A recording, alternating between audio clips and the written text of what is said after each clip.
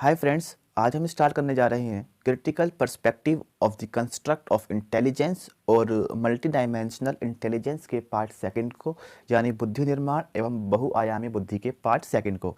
इससे पहले हमने पार्ट 1 की वीडियो अपलोड कर दी है, उस वीडियो लेक्चर को भी आप ज़रूर देख लीजिए। फ्रेंड्स, ये जो एमसीक्यूज़ की सीरीज़ को हम कंटिन्यू कर रहे हैं, ये प्रीवियस ईयर आस्क्ड एमसीक्यूज़ हैं और आपके टीचिंग एग्जाम्स के लिए भी काफ़ी इंपॉर्टेंट है। तो प्लीज़ इन सभी एमसीक्यूज़ के पॉसिबल हो तो आप नोट्स बना लें और या फिर इनके आंसरों को आप हैंड टू हैंड कमेंट में टाइप करते रहें, जिससे कि आपको भी आपके स्कोर का पता चल जाए। तो चलिए बिना देरी के स्टार्ट करते हैं। MCQ number 36। एक शिक्षिका अपने शिक्षार्थियों की सदैव इस रूप से सहायता करती है कि वे एक विषय क्षेत्र से प्राप्त ज्ञान को दूसरे विषय क्षेत्रों के ज्ञान के साथ जोड़ सके। इससे डैश को बढ़ावा मिलता है। एक शिक्षिका अपने शिक्षार्थियों की सदैव इस रूप से सहायता करती है कि वे एक विषय क्षेत्र से प्राप्त ज्ञान को दूसरे विषय क्षेत्रों के ज्ञान के साथ जोड़ सके। इससे डैश को बढ़ावा मिलता है। किस चीज़ को बढ़ावा मिलता है? ऑप्शन नंबर ए है पुनर्बलन को, ऑप्शन नंबर बी है ज्ञान के सहसंबंध एवं अंतरण को, ऑप्शन नंबर सी है वैयक्तिक भिन्नताओं, या ऑप्शन नंबर डी है शिक्षार्थी स्वायत्तता। So what will be answer? Answer होगा ऑप्शन नंबर बी, ज्ञान के सहसंबंध एवं अंतरण को। तो चलिए इसके बाद देखते हैं नेक्स्ट है हमारा 37 है कोलबर्ग के अनुसार सही और गलत के प्रश्न के बारे में निर्णय लेने में शामिल चिंतन प्रक्रिया को कहा जाता है। कोलबर्ग के अनुसार सही और गलत के प्रश्न के बारे में निर्णय लेने में शामिल चिंतन प्रक्रिया को कहा जाता है। सहयोग की नैतिकता, ऑप्शन नंबर बी है नैतिक तर्कणा, या नंबर सी है नैतिक यथार्थवाद, या नंबर डी है नैतिक दुविधा। What will be answer? Answer है very clear, option number B नैतिक तर्कणा। चलिए इसके बाद देखते हैं नेक्स्ट जो क्वेश्चन है हमारा, उसका नंबर है 38। एक विद्यार्थी अपने समकक्ष विद्यार्थियों के समूह के प्रति आक्रामक व्यवहार करता है और विद्यालय के मानदंडों को नहीं मानता। इस विद्यार्थी को डैश में सहायता की आवश्यकता है। एक विद्यार्थी अपने समकक्ष व्यक्तियों के समूह के प्रति आक्रामक व्यवहार करता है और विद्यालय के मानदंडों को नहीं मानता। इस विद्यार्थी को डैश में सहायता की आवश्यकता है। किस चीज़ की आवश्यकता है इस विद्यार्थी को? ऑप्शन नंबर ए भावात्मक क्षेत्र, नंबर बी है उच्च स्तरीय चिंतन कौशल, या नंबर सी है संज्ञानात्मक क्षेत्र, या नंबर डी है मनोगत्यात्मक क्षेत्र। What will be answer? Answer होगा ऑप्शन नंबर ए भावात्मक क्षेत्र। चलिए इसके बाद देखते हैं नेक्स्ट जो हमारा क्वेश्चन है वो है हमारा क्वेश्चन नंबर 39। शिक्षकों को यह सलाह दी जाती है कि वे अपने शिक्षार्थियों को सामूहिक गतिविधियों में शामिल करें, क्योंकि सीखने को सुगम बनाने के अतिरिक्त ये डैश में भी सहायता करता है। ऑप्शन नंबर है दुश्चिंता, समाजीकरण, मूल्य द्वंद्व, या नंबर डी है आक्रामकता। So what will be answer? Answer होगा ऑप्शन नंबर बी समाजीकरण, ताकि वो साथ रहना सीख जाए। चलिए इसके बाद देखते हैं नेक्स्ट जो हमारा क्वेश्चन है वो है हमारा क्वेश्चन नंबर 40। समावेशी शिक्षा उस विद्यालय शिक्षा व्यवस्था की ओर संकेत करती है। समावेशी शिक्षा उस विद्यालय शिक्षा की ओर संकेत करती है। ऑप्शन आपके सामने दे रखे हैं, बताना है कौन सा। ऑप्शन नंबर ए है जो विशेष आवश्यकता वाले बच्चों को विशिष्ट विद्यालयों के माध्यम से शिक्षा देने को प्रोत्साहित करती है, या नंबर बी है जो केवल बालिका शिक्षा को बढ़ावा देने की आवश्यकता पर बल देती है, या नंबर सी है जो सभी निर्योग्य बच्चों को शामिल करती है, या नंबर डी है जो उनकी शारीरिक, बौद्धिक, सामाजिक, भाषिक या अन्य विभिन्न योग्यता स्थितियों को ध्यान में रखे बगैर सभी बच्चों को शामिल करती है। So what will be answer? Answer होगा ऑप्शन नंबर डी जो उनकी शारीरिक, बौद्धिक, सामाजिक या भाषिक या अन्य विभिन्न योग्यता स्थितियों को ध्यान में रखे बगैर सभी बच्चों को शामिल करती है। ठीक है, चलिए इसके बाद देखते हैं नेक्स्ट जो हमारा क्वेश्चन है वो हमारा क्वेश्चन होगा 41। बहुबुद्ध बुद्धि सिद्धांत के अनुसार सभी प्रकार के पशुओं, खनिजों और पेड़ पौधों को पहचानने और वर्गीकृत करने की योग्यता डैश कहलाती है। बहुबुद्ध बुद्धि सिद्धांत के अनुसार सभी प्रकार के पशुओं, खनिजों और पेड़ पौधों को पहचानने और वर्गीकृत करने की योग्यता क्या कहलाती है? ऑप्शन नंबर ए है तार्किक गणितीय बुद्धि, प्राकृतिक बुद्धि, भाषिक बुद्धि, या नंबर डी है स्थानिक बुद्धि। So what will be answer? Answer very easy है, ऑप्शन नंबर बी, प्राकृतिक बुद्धि। चलिए इसके बाद देखते हैं हम नेक्स्ट जो हमारा क्वेश्चन है वो है नंबर 42। अधिकांश व्यक्तियों की बुद्धि औसत होती है, बहुत कम लोग प्रतिभा संपन्न होते हैं और बहुत कम व्यक्ति मंद बुद्धि के होते हैं। यह कथन डैश के प्रतिस्थापित सिद्धांत पर आधारित है। नंबर ए है बुद्धि और जातीय विभिन्नताओं, बुद्धि के त्वरण, बुद्धि की वृद्धि, या नंबर डी है बुद्धि और लैंगिक विभिन्नताओं। So what will be answer of 42? अधिकांश व्यक्तियों की बुद्धि औसत होती है, बहुत कम लोग प्रतिभा संपन्न होते हैं और बहुत कम व्यक्ति मंद बुद्धि के होते हैं। यह कथन बुद्धि के त्वरण के प्रतिस्थापित सिद्धांत पर आधारित है। चलिए इसके बाद देखते हैं नेक्स्ट जो हमारा क्वेश्चन है वो है नंबर 43। विद्यार्थियों के पोर्टफोलियो के लिए सामग्री का चयन करते समय डैश का डैश जरूर होना चाहिए। What will be answer of 43? यहाँ ऑप्शन आप खुद रीड कर लीजिए एक बार। विद्यार्थियों के पोर्टफोलियो के लिए सामग्री का चयन करते समय विद्यार्थियों का समावेशन जरूर होना चाहिए। चलिए इसके बाद देखते हैं नेक्स्ट नंबर जो है वो है हमारा 44 है। वृद्धि लब्धांक के आधार पर विभिन्न समूहों में विद्यार्थियों का वर्गीकरण उनकी स्वगरिमा को डैश है और उनके शैक्षणिक निष्पादन को डैश है। क्या करता है और कैसे करता है ये आपको बताना है। बुद्धि लब्धांक के आधार पर विभिन्न समूहों में विद्यार्थियों का वर्गीकरण उनकी स्वगरिमा को घटाता है और उनके शैक्षणिक निष्पादन को प्रभावित नहीं करता है। चलिए इसके बाद देखते हैं हम नेक्स्ट जो हमारा क्वेश्चन है वो है 45। रेवन का प्रोग्रेसिव मैट्रिसेस परीक्षण डैश परीक्षण का उदाहरण है। रेवन का प्रोग्रेसिव मैट्रिसेस परीक्षण डैश परीक्षण का उदाहरण है। मौखिक बुद्धि लब्धांक का, संस्कृति मुक्त बुद्धि लब्धांक का, या नंबर सी है असमूह बुद्धि लब्धांक का, या नंबर डी है व्यक्तित्व का। So what will be answer होगा ऑप्शन नंबर बी, संस्कृति मुक्त बुद्धि लब्धांक परीक्षण का उदाहरण है। चलिए इसके बाद देखते हैं हम नंबर 46। एक महिला ने भोजन प्राप्त करने के लिए अपने बच्चे को बेच दिया। इस खबर को डैश के आधार पर अच्छी तरह समझा जा सकता है। एक महिला ने भोजन प्राप्त करने के लिए अपने बच्चे को बेच दिया। इस खबर को डैश के आधार पर अच्छी तरह समझा जा सकता है। मनोविश्लेषणात्मक सिद्धांत, पदानुक्रमिक आवश्यकताओं का सिद्धांत, मनोसामाजिक सिद्धांत, पुनर्बलित अकस्मिकताओं का सिद्धांत। सो 46 का आंसर क्या होगा? आंसर होगा ऑप्शन नंबर बी, पदानुक्रमिक आवश्यकताओं का सिद्धांत। चलिए इसके बाद देखते हैं नेक्स्ट नंबर है हमारा 47। सतत और व्यापक मूल्यांकन की योजना में व्यापक शब्द डैश के अलावा निम्नलिखित के द्वारा समर्थित किया जाता है। सतत और व्यापक मूल्यांकन की योजना में व्यापक शब्द डैश के अलावा निम्नलिखित के द्वारा समर्थित किया जाता है। ऑप्शन रीड कर लीजिए आप। What will be answer? Answer जो होगा वो होगा option number C, JP Guilford का बुद्धि संरचना का सिद्धांत। चलिए इसके बाद देखते हैं हम नेक्स्ट जो नंबर है वो हमारा वो है 48। शिक्षा का अधिकार अधिनियम 2009 के क्रियान्वयन के बाद कक्ष कैसा है ये बताना है आपको। आयु के अनुसार अधिक समजातीय है, आयु के अनुसार अधिक विषमजातीय है, या नंबर सी है अप्रभावित है क्योंकि शिक्षा का अधिकार विद्यालय में कक्षा की औसत आयु को प्रभावित नहीं करता है, या नंबर डी है जेंडर के अनुसार अधिक समजातीय है।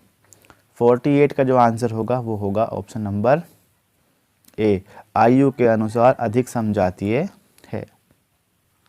चलिए इसके बाद देखते हैं नेक्स्ट जो नंबर है वो है हमारा 49।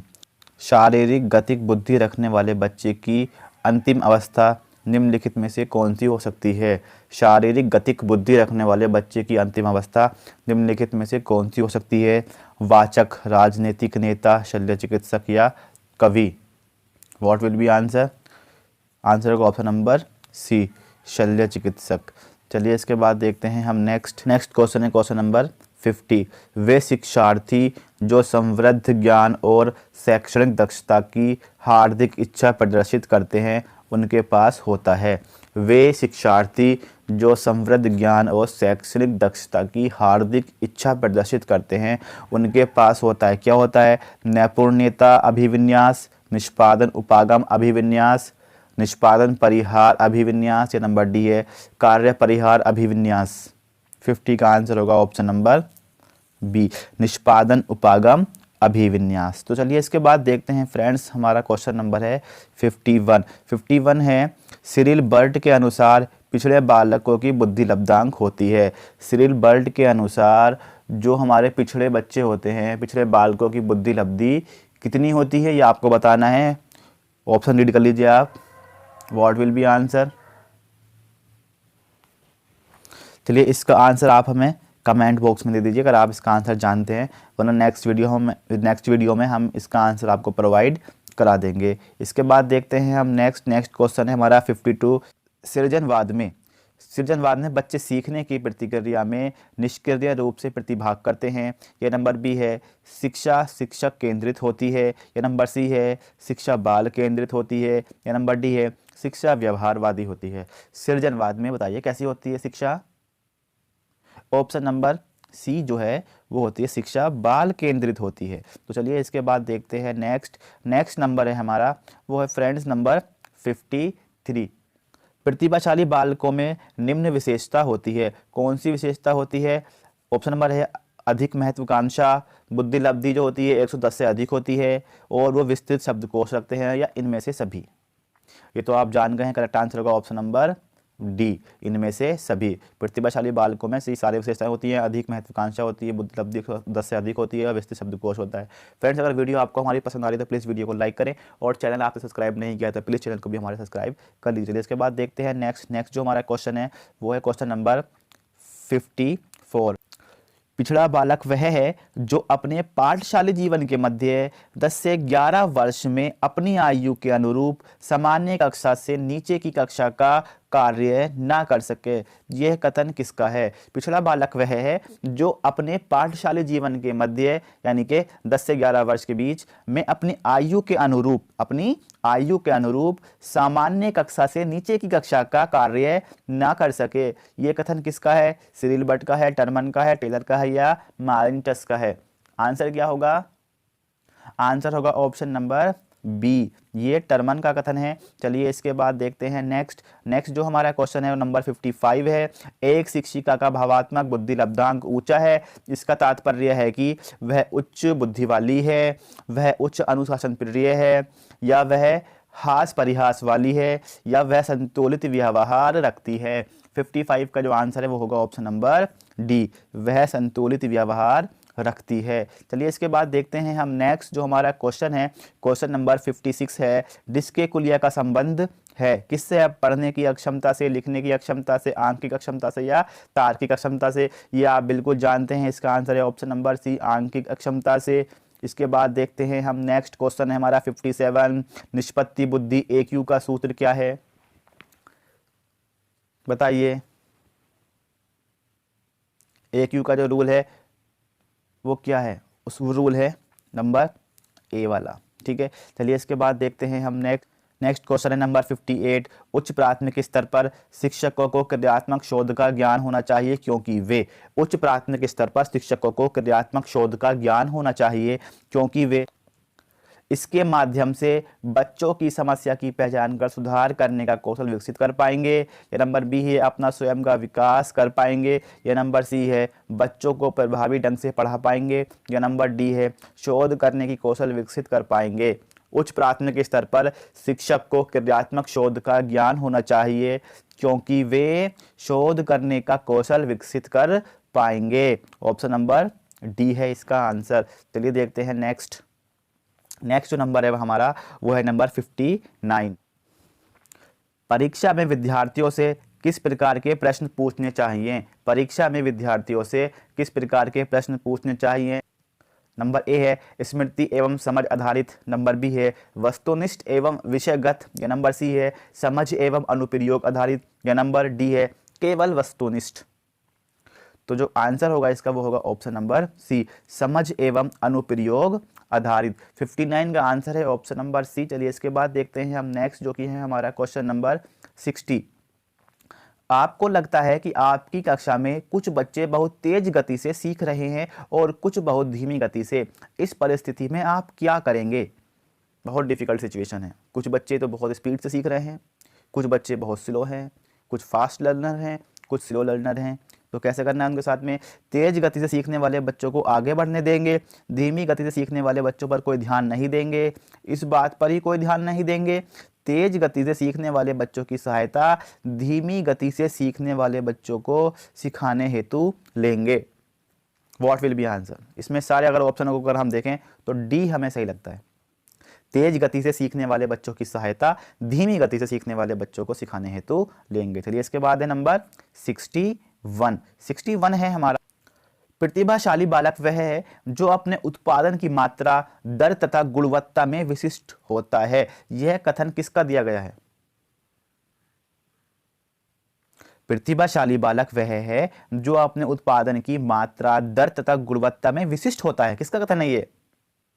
ऑप्शन रीड कर लीजिए आप। जो आंसर होगा वो है ऑप्शन नंबर ए, टर्मन एवं ऑर्डन द्वारा दिया गया कथन है ये। प्रतिभाशाली बालक वह है जो अपने उत्पादन की मात्रा, दर तथा गुणवत्ता में विशिष्ट होता है। चलिए इसके बाद देखते हैं हम नंबर 62। 62 है शिक्षा में समावेशन का अर्थ है। शिक्षा में समावेशन का अर्थ क्या है? ऑप्शन रीड कर लीजिए। शिक्षा में समावेशन का अर्थ जो है वो है हमारा सभी विद्यार्थियों को शिक्षा की मुख्य धारा प्रणाली में स्वीकारना।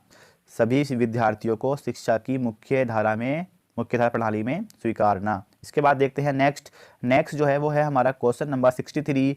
आरबी कैटल की तरल बुद्धि तुल्य है। आरबी कैटल की तरल बुद्धि तुल्य है, किसके तुल्य है? ऑप्शन रीड कर लीजिए। What will be answer?